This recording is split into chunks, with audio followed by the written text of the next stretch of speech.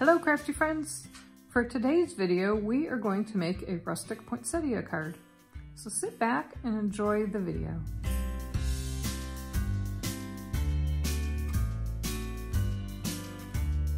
Let's get started with today's video.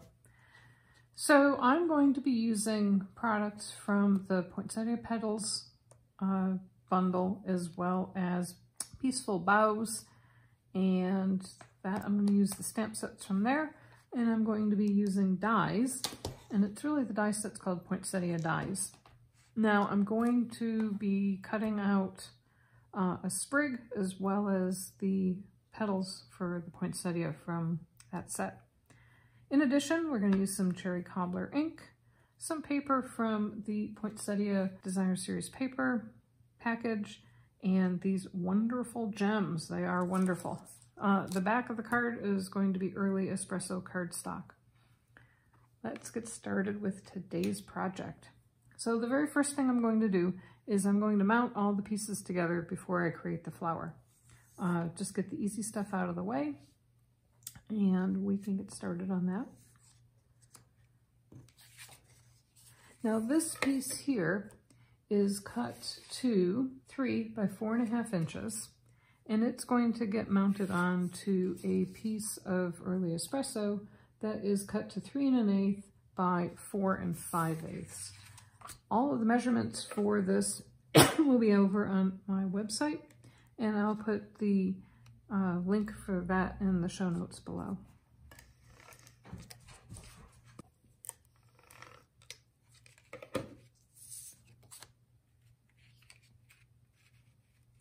This gives me a 1/16 inch border all around, which on this card, I think there's a lot going on this card, and I didn't want big, wide borders. So I got that one, set that aside. This, the back panel is 2 5/8 by 3 5/8, and the piece of Designer Series paper is 2.5 by 3.5. And you can see that these complementary pieces are from the same sheet of paper.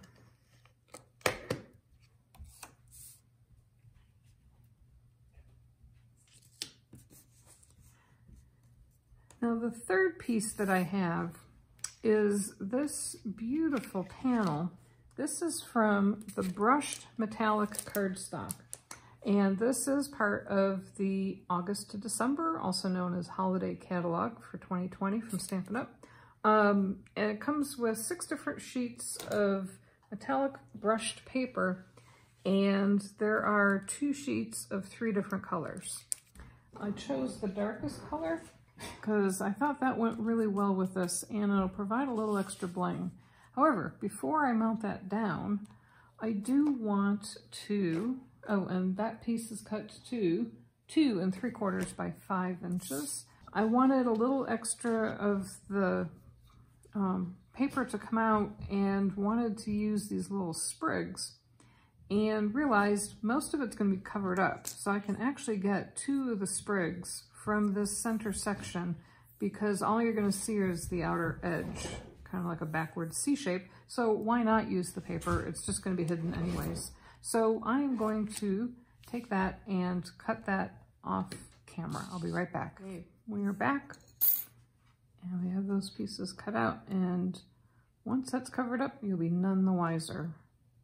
Except we have a little bit of extra bling. Okay, now the next thing that we're going to do is we're going to set this aside and cut out the petals for the flower. And to do that, I'm going to take this piece, and this is a 1/4 sheet of paper. I'm going to use my dies that I already have pre-positioned. Now, if you watched my other video where I made the flower with the red velvet, you'll know that by mounting it onto this piece of Glad Press and Seal, I'll put the link up here for you to watch how I did that. That means that I can use this over and over, and it's always going to be in the right spot when I put it on my paper. It just makes it a little bit faster, a little bit easier to get the cards produced and have the least amount of waste of paper. So there we go. I'm going to run that through my die machine. All right, we're back.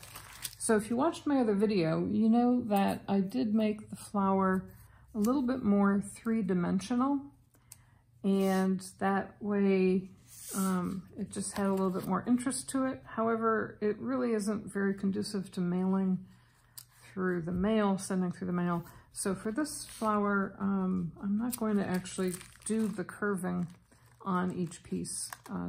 Keep it a little bit flatter, easier to mail.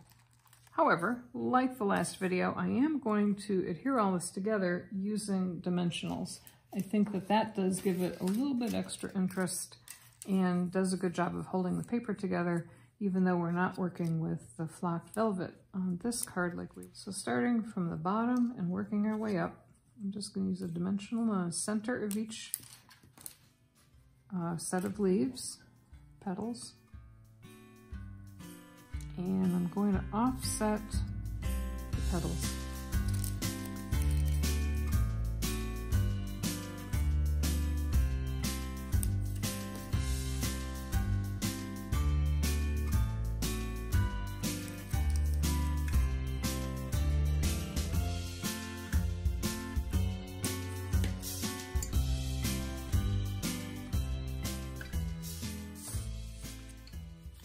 Now you can see that when you have those interior die pieces in the middle, that it creates this beautiful embossing on the paper as it were the leaves, or the veins in the leaves.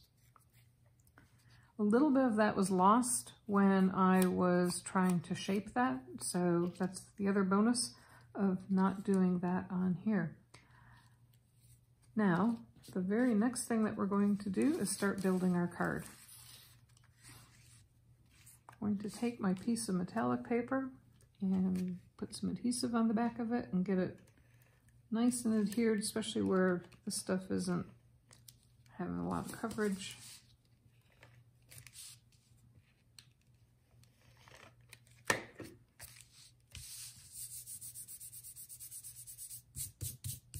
And I'm going to make sure before I adhere this down that my top fold is on the top, just to make sure. And this gives me about 3/4 or 3/8 of an inch on each side.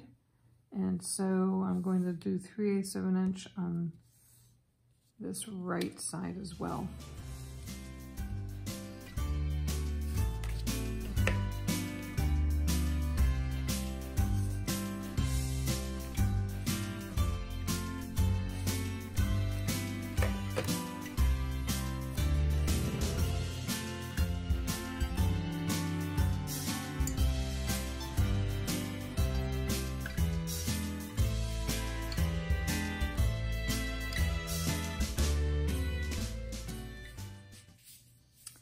You'll never know that those sprigs were cut out from underneath there.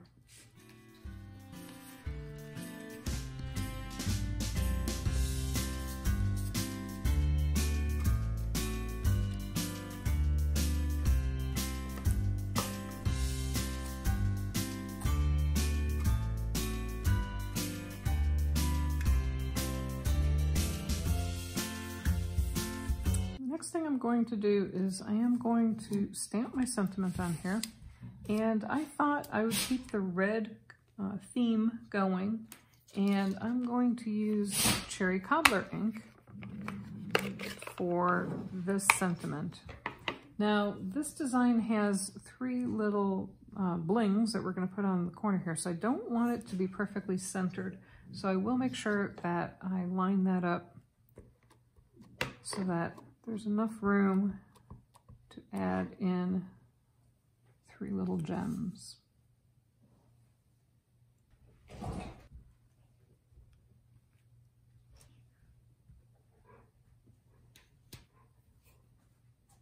And we're going to give that a second to dry.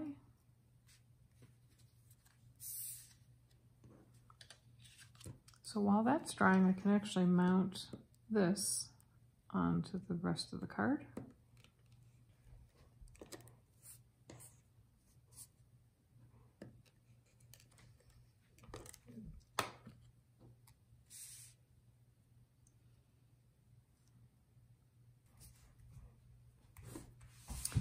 That gives me a good feeling for where I can mount my poinsettia. I am going to use some glue dots on this as well. Ideally, if you had them, you'd use maybe 1/2-inch glue dots for this. Since I don't, I will actually use 2 or 3 of these. Just to make sure it sticks down there nice.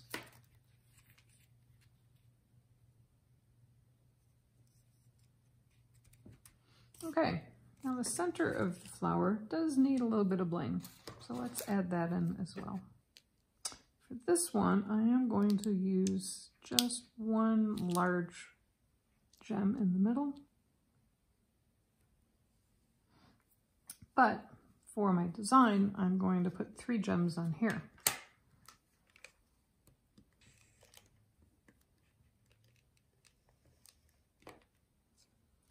When this tape runner comes out, and it comes out well, this is a really, really nice adhesive. However, I tend to fight with it more than I have success with it. So I am still on the fence as to whether or not I could recommend it or not.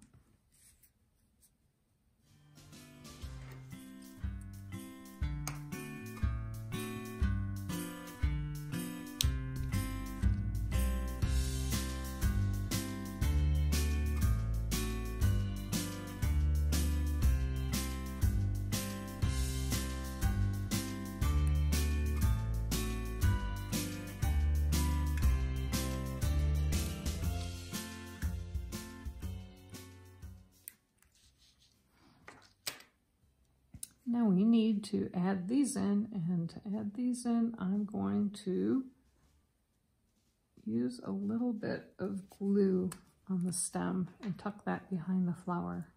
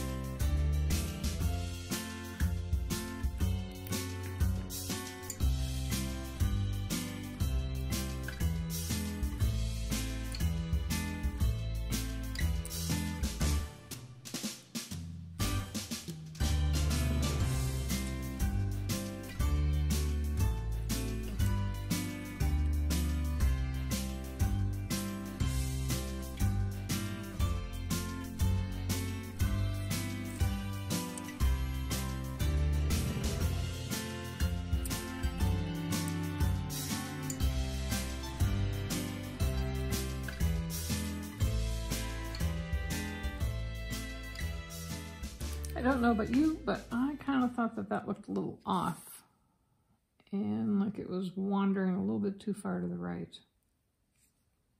So we're just going to reposition this, move our jewel over. There we go. That looks a little bit better. And so there we go. There is our rustic poinsettia card. I sure hope you enjoyed this video. If you did and you want to recreate it, I would really appreciate if you purchased your product from me. There will be links down in the show notes below about how to find my online store, as well as a link to the blog post that has all the measurements, supplies, and instructions. In addition, I will have some other videos for products within the Poinsettia suite, as well as other projects from the 2020 holiday catalog. If you want to see more videos of future projects that I do, please click on the subscribe button so you can be notified each time we post something new. Thank you so much and have a wonderful afternoon. Bye-bye, crafty friends.